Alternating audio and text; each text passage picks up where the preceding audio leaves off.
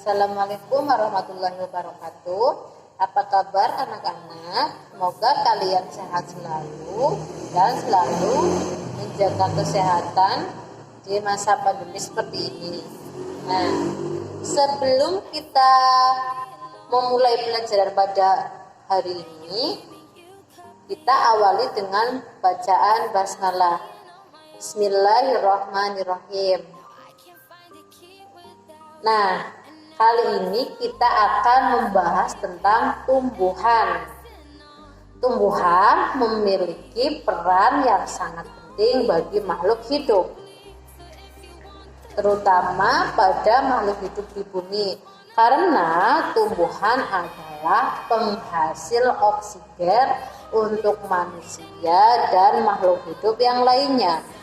Tumbuhan termasuk sumber daya alam hayati yang harus kita jaga kelestariannya.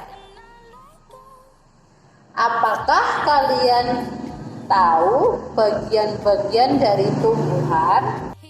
Nah, supaya kalian tambah tahu dan mengerti tentang bagian-bagian dari tumbuhan, kita hari ini akan membahas tentang bagian-bagian tumbuhan pada materi IPA kelas 4 tema 3. Kalian pasti punya tumbuhan di rumah.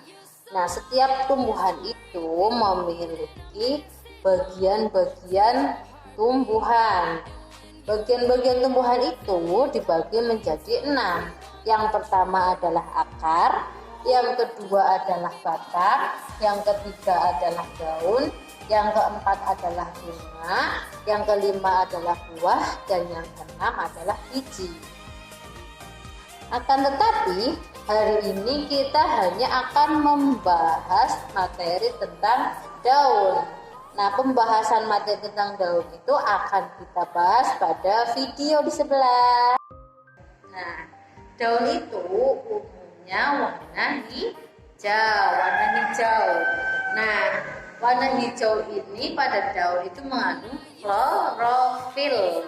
Nah, daun itu berfungsi sebagai tempat berlangsungnya fotosintesis, yaitu proses pembuatan karbohidrat oleh tumbuhan. Daun mengandung zat hijau yang disebut apa ya tadi ya? Klorofil. Nah, benar sekali. Nah, dari bentuk susunan tulang daunnya, daun itu dibagi menjadi 4.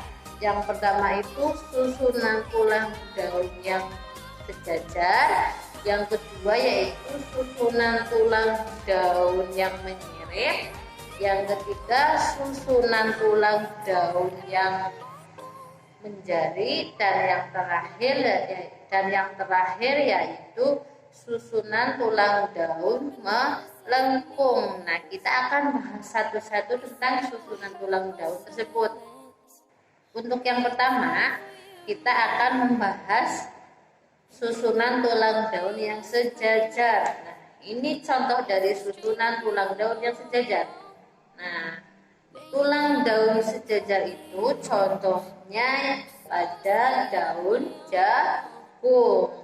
Kenapa dikatakan tulang daunnya sejajar? Karena ini sejajar lurus ya.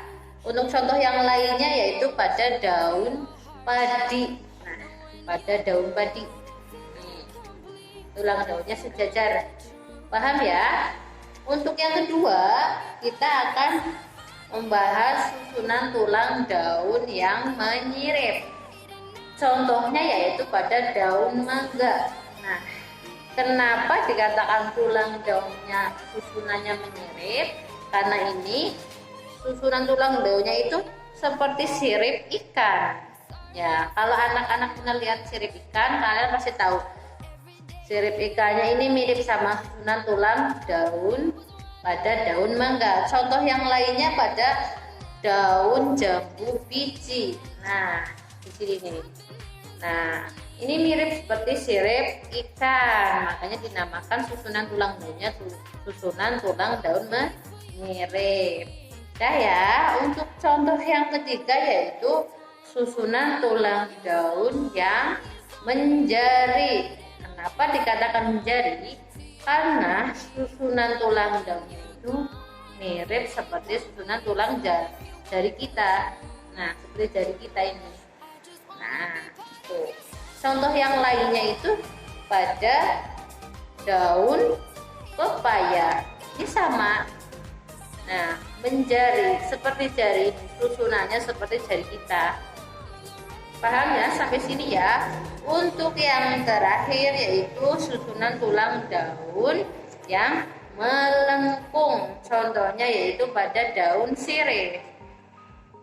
Kenapa dikatakan susunan tulang daunnya melengkung? Karena ini membentuk seperti garis lekung dan ujungnya ini ketemunya pada ujung daun melengkung ya. Contoh yang lainnya yaitu pada kuping gajah atau bunga keladi.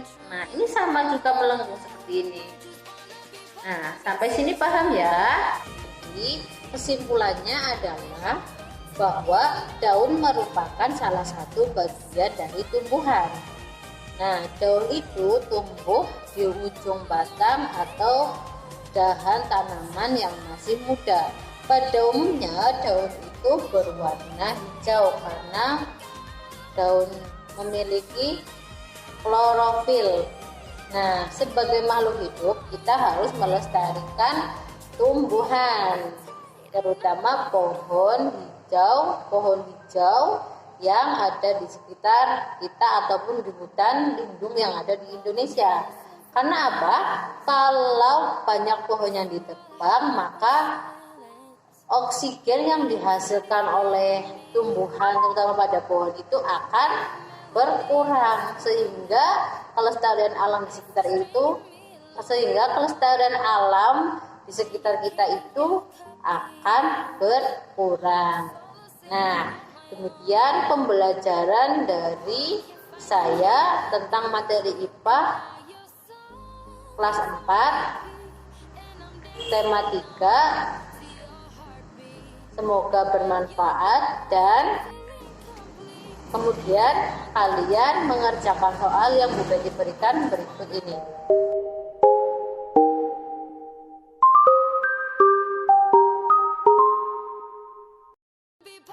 Setelah mengakhiri pembelajaran ini, kita akhiri dengan bacaan hamdalah alhamdulillahirabbil alamin. Nah, tadi merupakan pembelajaran materi IPA. Sekian dari saya. Wassalamualaikum warahmatullahi wabarakatuh.